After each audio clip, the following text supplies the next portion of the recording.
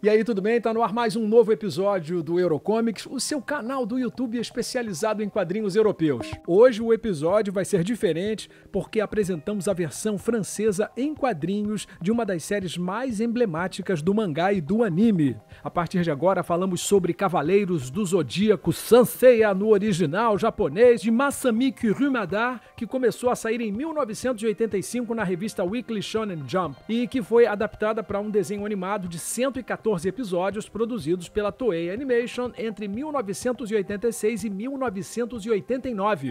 Curiosamente, Sanseiya começou a ser conhecido fora do Japão, justamente na França, onde recebeu o nome de Les Chevaliers du Zodiaque, os Cavaleiros do Zodíaco, a forma com a qual passou a ser chamado no Ocidente. Em Sanseiya Time Odyssey Volume 1, que a gente já recebeu da Mediatom e que saiu em 30 de setembro de 2022 na França pela Kana, a experiência proporcionada pelo título é bem diferente daquela oferecida pelo mangá.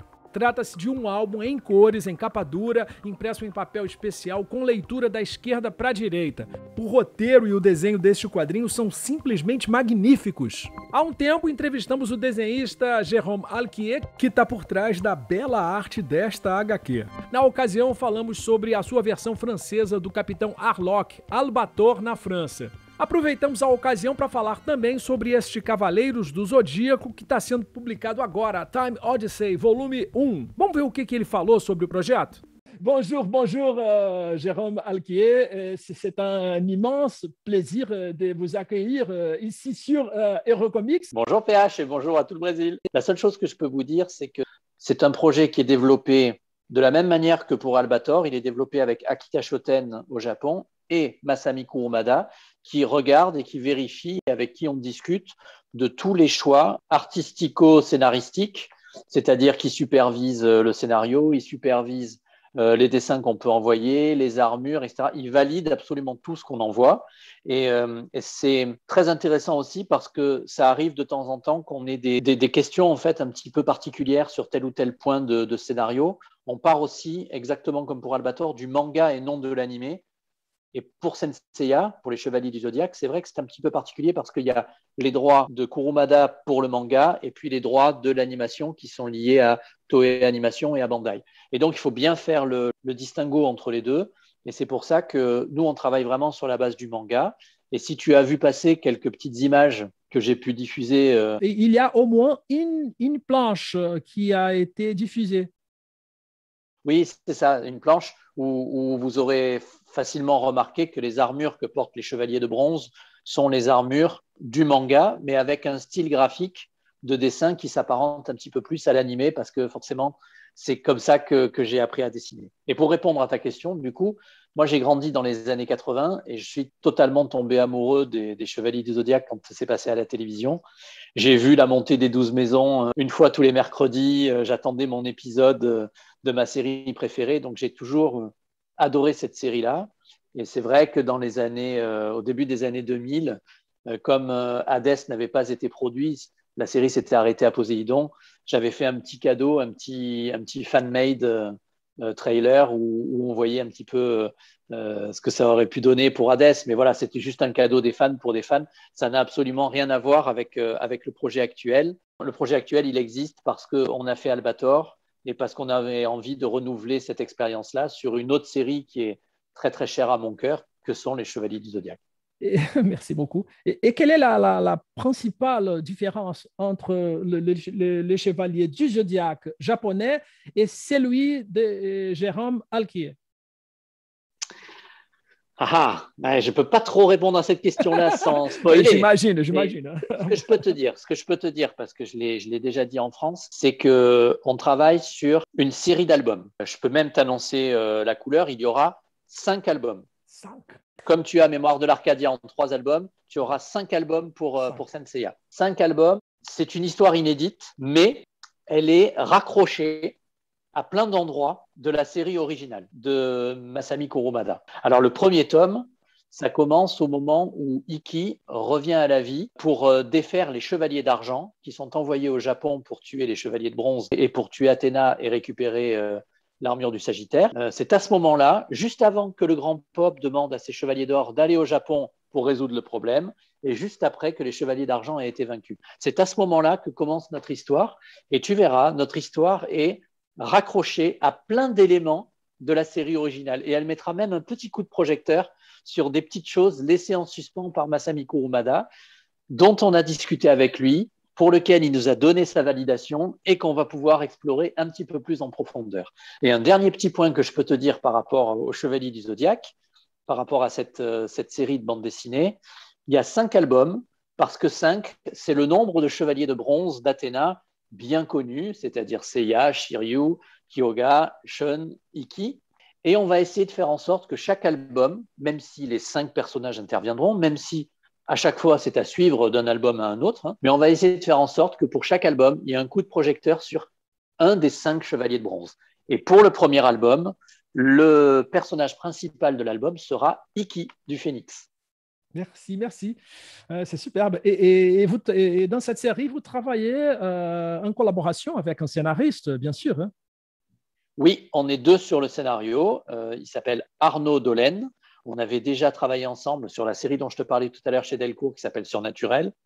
Et c'est un ami de très longue date. On s'est même rencontrés parce qu'on était fans tous les deux des Chevaliers du Zodiaque. Les Chevaliers sont peut-être un petit peu à la base de notre amitié. Donc c'était une jolie boucle bouclée que de travailler ensemble sur ce projet-là. Eh oui, c'est fantastique.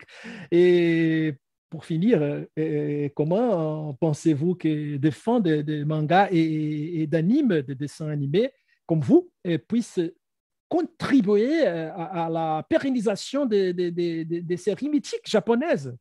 Pas parce que c'est un travail que vous faites déjà. Oui, mais tu réponds en fait à la question, à l'intérieur même de ta question, c'est-à-dire que je suis professionnel et je suis dessinateur, illustrateur officiel pour des séries télé depuis presque une vingtaine d'années maintenant. J'ai fait des dessins pour des statuts, des couvertures de DVD, des fiches techniques. Et pourtant, j'ai toujours la casquette de mes 14 ans où j'étais sur le canapé en train de regarder les Chevaliers du Zodiaque. Je resterai toujours un fan toute ma vie, tu vois. Et aujourd'hui, c'est génial d'avoir la possibilité de collaborer avec les auteurs qui nous ont fait rêver quand on était enfant, pour, comme tu l'as dit très justement dans la question que tu poses, pour faire perdurer la lumière sur les séries qu'on a aimées. Pas sur nous, on nous oubliera très vite, mais on est là pour faire en sorte que la série ne s'oublie pas et puisse continuer à traverser dans le temps, puisse être découverte par de nouvelles générations, puisque voilà, on a grandi avec, on a été ému avec, et je pense qu'en effet, c'est des séries qui sont intergénérationnelles et les enfants d'aujourd'hui auront certainement plaisir à la découvrir, comme ça a été le cas pour Albator. Donc on est là pour ça, nous, on est là pour faire en sorte que la flamme ne s'éteigne pas, bien au contraire, pour la raviver de temps en temps et souffler dessus. Alors évidemment, les ayants droit, les auteurs originaux, la série elle-même n'a pas besoin de nous, mais on est fiers malgré tout d'apporter une petite pierre à l'édifice que peut être l'univers de Captain Harlock pour Leiji Matsumoto pour Mémoire de l'Arcadia, ou bien des Chevaliers du Zodiaque avec Masami Kurumada pour ce que je fais actuellement. C'est un honneur pour nous et c'est un plaisir de pouvoir faire partager notre passion à l'ancienne génération qui l'a connue, mais aussi à la nouvelle. Merci beaucoup d'avoir consacré une partie de votre précieux temps à Eurocomics. C'est la seule chaîne YouTube brésilienne qui fait ce travail-là de diffusion de la BD franco-belge. Merci pour cette superbe interview. Nous vous souhaitons beaucoup de succès et nous vous disons à bientôt sur Eurocomics. À bientôt, merci beaucoup et merci de l'honneur que tu m'as fait de me recevoir. Et merci aussi pour tout ce que tu fais dans ton pays pour défendre la BD franco-belge. C'est très précieux d'avoir des gens comme ça dans des pays. C'est la première fois que j'ai la chance de faire une interview comme ça avec quelqu'un d'un pays, on va dire en dehors de l'Europe. Et vraiment, je te remercie beaucoup parce que j'ai pris beaucoup de plaisir à la faire. Tu fais en plus l'effort de manière très, très qualitative de parler en plus dans ma langue. Donc, je t'en remercie. Et ça m'a fait très, très plaisir de faire ça avec toi. Merci, voilà. Merci beaucoup. Et j'espère que vous partagerez cette vidéo-là. Ah ben oui, bien sûr, bien sûr. Absolument. Sur les réseaux sociaux, elle sera là. J'ai beaucoup de gens qui me suivent en Amérique latine, je reconnais que le Brésil est un pays qui aime énormément les chevaliers du zodiaque. Ah Tu oui, le bien sais. sûr.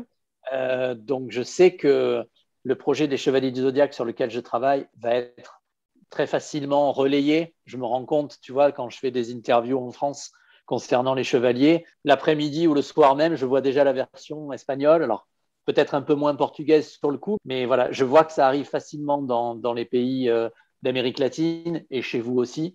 Donc, je sais qu'on sera amené à se revoir et à reparler des chevaliers du zodiaque dans Ah, l'année qui vient. merci, je l'espère, je l'espère.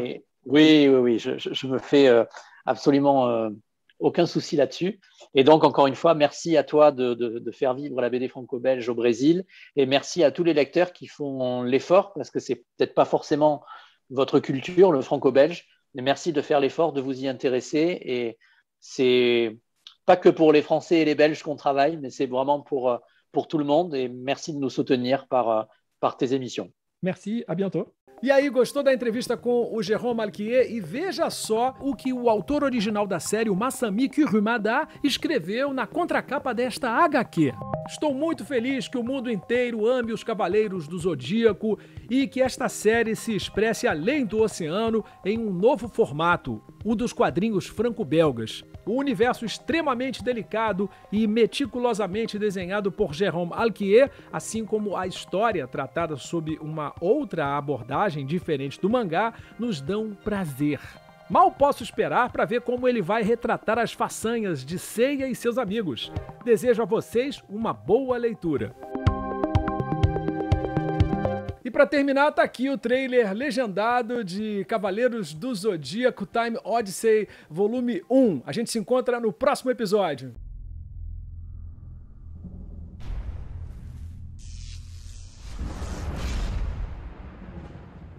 Depuis la nuit des temps, les dieux de l'Olympe s'affrontent pour le contrôle de la Terre. Face à eux se dresse la déesse Athéna, aidée de ses chevaliers. On dit que, de leurs mains, ils pourfendaient le ciel, que de leurs pieds, ils entr'ouvraient la terre. Je suis Seiya, chevalier de bronze de Pégase, et avec mes amis Shiryu du Dragon, Shun d'Andromède et Yoga du Cygne, nous nous sommes réunis autour de la nouvelle réincarnation d'Athéna pour lutter contre les forces du mal.